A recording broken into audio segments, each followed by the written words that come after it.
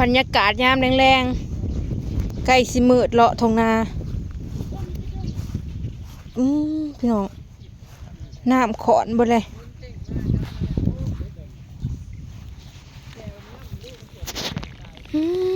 ป้าพี่น้อง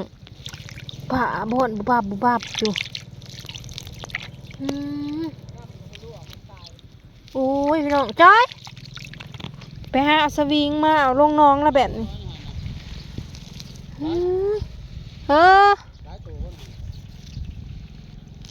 มีอยู่บุนี่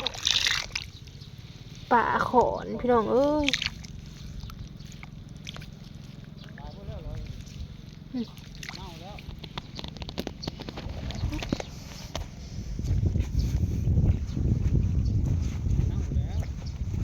ใจมาทั้งนี้น้ำขอนพี่น้องจะเอาลงอันให้ตัวมีน้ำแน่บาทนี้แล้วสิบ่ได้กินปลาพี่น้องน้ำสิแห้งเบิดปลาถ้ากันมาเอาปลาน้ำขอนแล้วนาพญาเลอนี่นะคนบนโตขอนเบิดเลยตัวใหญ่อยู่จ้อยบ่ได้เอาสวิงน้ำมันแห้งเมื่อกันพลบุมานี่ตายแท้พี่น้องโอ้ได้แมงดาพร้อมจ้อยโตมันแบบกระดูกโอ้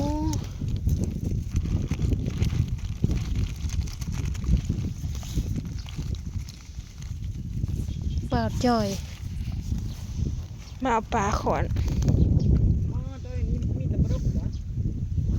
ผู้นายลุมผู้ขอนลายจ้อยให้แชมพูไปเบิ่งแล้ว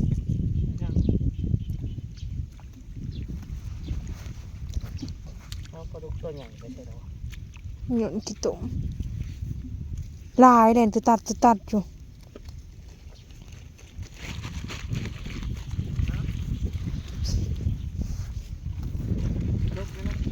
แต่เอาตัวได้ตัวใหญ่มันกระเบือนไปตายมันคันแท่หน้าหนักลายพี่น้องน้ำมันทางเก่านะ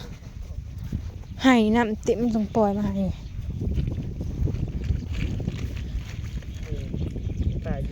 มืดเลยพี่น้องเอ้ย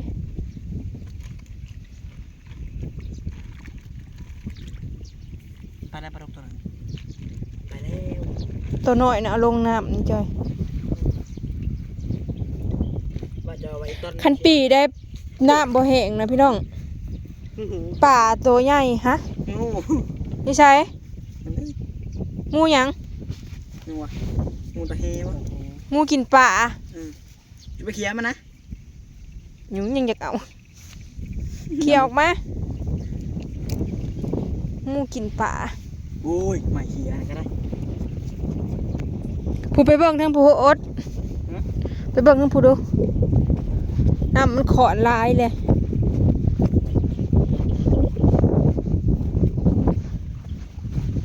อุ้ยกบพี่น้องกบแต่พอจับปุ่นเลยได้นี่นะกบหรือเขียดเนี่ยอุ้ยกบปีนี่กบซ้ำสิลายตัวใหญ่แล้วบางเนี่ยนะ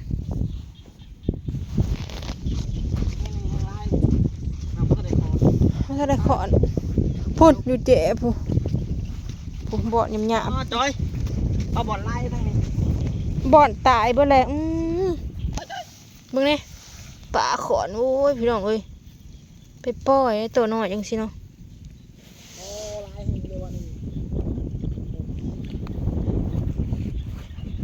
บืนปล่อยเดี๋ยววะผู้ปล่อยน้ำลายผู้เลือกเอาตัวใหญ่ขันจากเอาโลดจะได้มันสิตายสิไปปล่อยน้องซาเพราะบน้องซาก็ให้น้ำลายมันก็อยู่ข้าป้ามันใหญ่กันไปแหลมลงน้องน้องซาจ้อยบางแน่นี่มันยั่วสิตายบ่เลยโอ้ยเหตุอะไรนี่เนาะอันนี้อดอ่ะพากันขึ้นมาแต่ดับหน้าบริมีอุปกรณ์ยังเลยพี่น้องเอ้ยจอยมาหานั่นยังบ่ให้มาอยู่ป้ามันก่อนเอาบ่ได้ก็ได้เหมือนจังมาเอาเองน้ำรั่วมันก็ตาย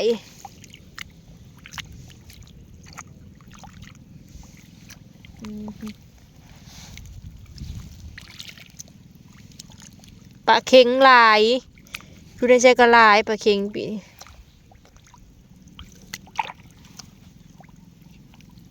แน่ว่าให้อีต้นนั่งหรอหรือมามอกกินอยากก็ไปมกรถ ไม่ ไปจักตัวเล่นยำๆเขาบ่ได้เอาสวิงมาเนาะพากันมาจะดับหน้าแล้วก็เลยมาแหว่เบิ่งพี่น้องน้ำขอนไปแล้วโอ้ยตากระบะป่าอย่างนี้หน่อยนี่ไปเอาธงยางขาดมาใช่สวิงมาซะบึบบึบก่อน ทองย่าง ผู้ ได้ หมุดเบิ่งดูหาจอยป่ามันอยู่เจ๋ใดจอย หมดไปจัง โอ้ยพี่น้องเอ้ยฝนขาดช่วงพวกตอนดำบริจงน้ำร้าย จะโดนฝนสิตกแห้ง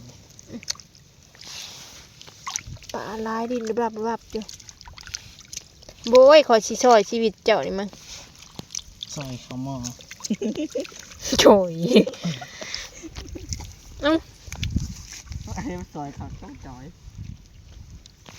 มันสวยตาขาวโอ้โหน้องชาจ้ะเนาะลองบ่กับปลาหน่อยกับปลาใหญ่กินมดแล้วปลาหน่อย บ่น้องเนี่ยอันนี้นะ ก็เลย ให้หน้านี่กกสมขังกกเสียบให้ใหญ่แต่ให้ปลูกผักบุ้งอันนั้น ดูดน้ำใส่ด้วยเนาะ เออ ก็ได้ ให้มันบริโภคเลยมันจะจากมกกะเอาแค่กลัวปลามันตายเอา แล้วกินก็มี อุ้ยเมียนบอกว่าจับไปจับมาก็ยานงูคือกันเด้อโอ้ย บ่มีรักเป็นแฟน หลายเลยพี่น้องเอ้ยดินมาลาบเนี่ย มันดึกได้ดินนี่จ้ะมันหอนมันเลยมันหอนมันแห้ง มันฮ้อนน้ำมันฮ้อนผู้ป้าดกล่องอุหยวอยู่จ้อย วันดอกชะมันนั้นมันสิมีแห้งอยู่แล้ว คันทนตกแมลงนี่รอดตาย มันทนบ่ตกกระตายแต่ว่าอีตันมันก็เอามือมอกกิน ล็อกไว้ใส่หน้าเขาก็มีแบบนี้กิน ฉันละกอจริง จะกินบริอึดดอกพี่น้องนะ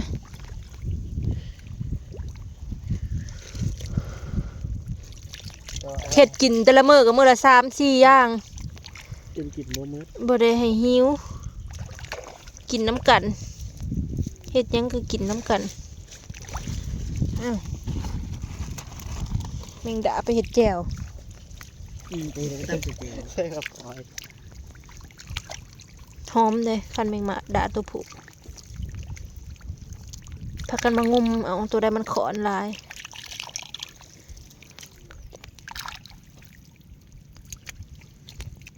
ลุงใครแล้วก็มาเอาเมื่อเลย ไล่เล่นหายหน้าบางทีตอนหน้าต้องผ่านมา อันนี้นี่ไปไปเลยนี่หมดแดงแมงดาออกเลย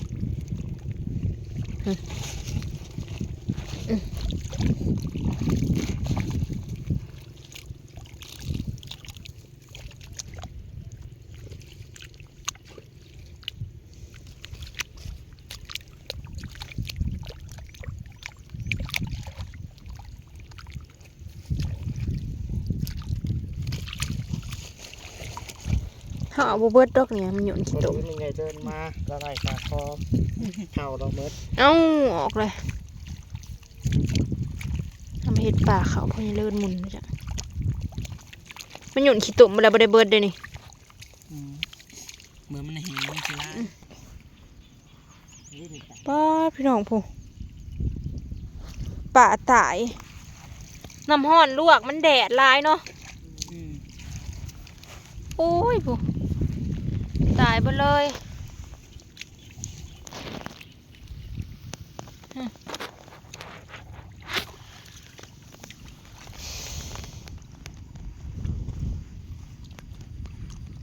คือมืดมาฝนจากสิตกบ่ตก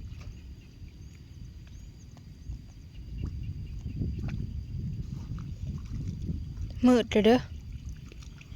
ไปเมื่อนบ่เบิดดอก ผุดแมงดาออกแล้วยั่วๆอยู่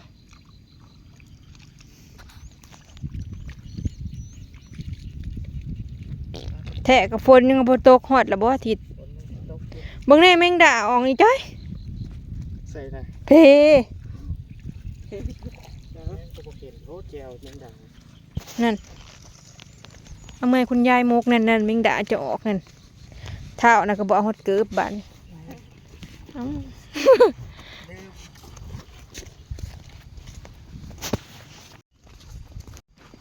ครึ่งถุง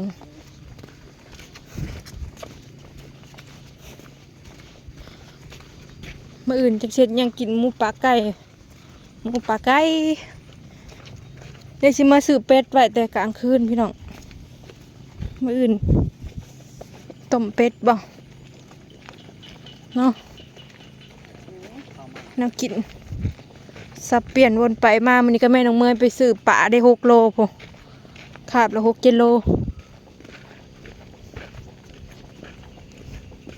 เมื่อจังสิเท่าไรสิไปซื้อเป็ดมาไว้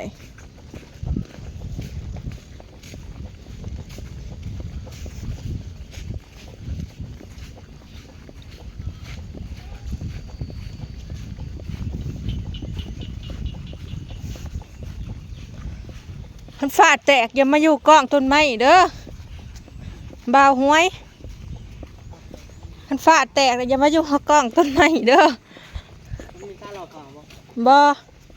บ่มีหล่อยังมีแต่คนเลยสิหล่อเขาไปอยู่ในเฮือนพุ่น